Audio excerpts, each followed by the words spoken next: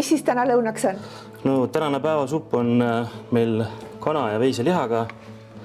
Siis on siin köögiviljad, lisasin natuke pastat. Eks ma siin majas olengi nagu rohkem kuka eest. Suppi maitsta saab? Ikka saab.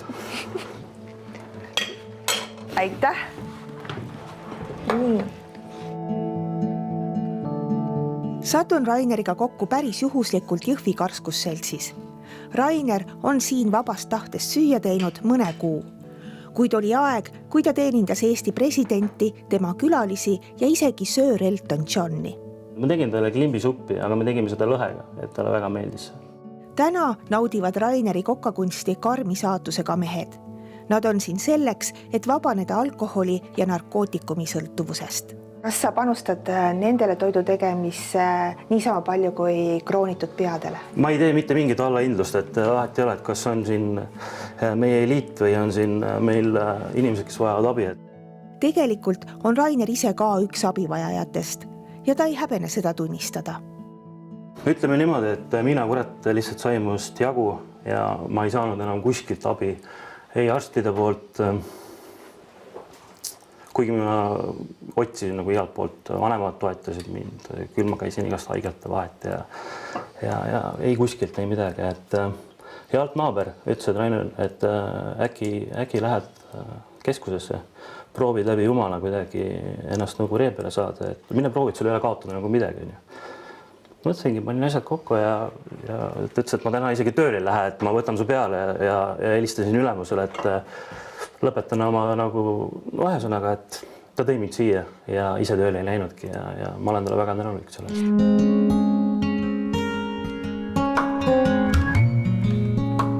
Karskusselts Uus Põlvkond asub Jõhvis endises Eesti Energia hoones ja on tegutsenud pisut üle 5 aasta. Selle kutsus ellu kohalik ettevõtja ja avaliku elu tegelane pastor Vadim Jerjomenko, kes tuli Eestisse nõukogude ajal Ukrainast. С Восточной Украины мы переехали в Эстонию. Это такой был путь в лучшую жизнь. И мне повезло. Повезло, потому что я оказался в очень хорошей среде.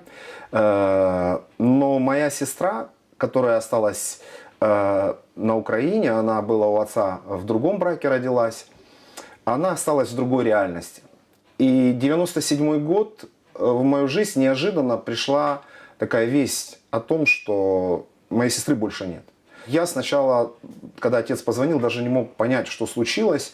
Он не все сначала рассказал, но когда была встреча, то я понял, что это наркотики. И наркотики убили мою сестру. Для меня это оставило такой очень глубокий след. Vadimil oli vaja võitluskaaslast. Ta kuulis juurist, kes endise narkomaanina oli rajanud Ukrainasse 2 edukalt tegutsevat rehabilitatsioonikeskust. Он сказал о том, что у него очень огромный план и очень огромная мечта уже много лет открыть такой реабилитационный центр в Эстонии. И мы так познакомились, и знаете, так часто бывает, когда ты смотришь человека, и у тебя такой коннект с ним. Еще тоже посмотрел как бы статистику, и на самом деле очень много людей находятся в проблемах наркотики, алкоголь, насилие в семье. И я думаю, это то место, где, жизни людей будут меняться. Рад приветствовать каждого из вас, дорогие братья. Именно вы в правильном месте находитесь здесь. Хочется, чтобы каждый из вас дошел до конца, чтобы каждый из вас не сдавался и чтобы, по вашему свидетельству спасались другие жизни, менялись. Kuidas teie liider Juura on? Liider Juura on väga range, aga väga hea, et seal, kus on vaja, seal annab piitsa ja seal, kus on vaja, annab präänikut. Et kuna me oleme väga rasked inimesed siin, et me oleme väga rasked sõltuvused, et meiega ei saa nagu väga kergesti siin nagu... Et ta on väga hea liider ja väga hea inimene. И я первый раз попробовал наркотики, это было мне 14 лет. Мне очень сильно понравилось. Потом меня призвали в армию служить. И я думал, что в армии это тот период времени, когда я смогу именно бросить наркотики. Но армия меня не спасет, потому что я еще больше начал употреблять там наркотики. У меня один брат умер, у меня второй брат именно тоже на наркотиках именно очень долгое время сидел именно, и тоже проблемы в семье. Я лично хочу, чтобы моя жизнь была ответом на жизни других людей. tol hetkel ka piitsa andis, kui sa välja läksid, tagasi langesid ja siis jälle uuesti nagu õnnetult tagasi tulid. Nojah, et selline kukkumine, ta ütles ka, et Rainer, sa ei ole veel valmis, et ma ise tundsin, et see 3 kuud või 4 kuud, mis ma nüüd olin siin, et ta ütles, Rainer, sa ei ole valmis. Aga ise ma tundsin, et kõik on nagu okei, et füüsiliselt juba ja vaimselt ja tundsin, et kõik. Ja olingi nüüd pool aastat olin täiesti nagu ilma alkoholita ja ilma igasuguste rohtudeta, ja sain nagu hakkama, aga kuidagi nagu murdusin ja õnneks mind toodi kohe siia tagasi ja ma tulin kohe nagu sain aru, et ei, et ma pean siin olema kauem kui see 3 kuud ja 4 kuud, mis ma nüüd olin siin eelmine kord. Он очень много блюд за это время приготовил, и самые лучшие блюда у него все. У него, начиная, знаете, от супа, заканчивая какими-то фуршетами, он накрывает любое блюдо, готовит. Siin laos oli vahepeal nii palju igasuguseid tooraineid, ma arvan, et nad ei olnud kunagi kuulnud ei pulgurist, ei quinoast ega läätsadest midagi, et kalmaaritindiga oli tehtud riis juba eelnevalt, oligi must. Ja siis nad olid väga üllatunud, mul oli siin mereandi, siis ma tegin nagu sellise risotto moodi asja.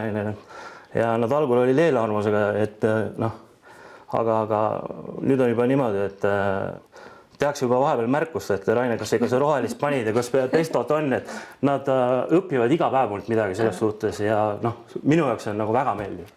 Украинские вещи он не готовит, украинские. Украинские я готовлю. Ну, как бы я, во-первых, как бы и не просил как бы украинские вещи, а во-вторых, мне очень нравятся эстонские вещи, те, которые готовит он. Eks nad on kõvasti elu ka põletanud siin, et see on, mõni siin ei suutnud isegi rääkida, mõni ei suutnud isegi kõndida, et poole aastaga nüüd siin saadi jalad alla ja hakkas vaikselt söögiisu tulema, et eks alkohol ja narkootikumid on tegelikult ikkagi päris palju nagu seda, ütleme siis, organid ja makse kahjustanud, et see võtab tegelikult kõik aega. Et inimene uuesti hakkaks taastuma ja ta hakkaks kosuma, et see on ikkagi poistele teha üldiselt väga nagu tervislikku toitu, et kuna meil ikkagi siin teatud poeketid meid aitavad pirukate ja leibadega, et ma ei ütle, et ta nii tervislik on, aga supi kõrvale ikkagi on ta hea amps ja poisid teevad siin füüsilist rasket tööd, et neid ei saa nagu väga siin nagu alatoita ka ja kuidagi dieedil hoida, et pigem on mul hea meel, kui nad söövad nagu rohkem, pigem on see, kui nad midagi jätavad alles.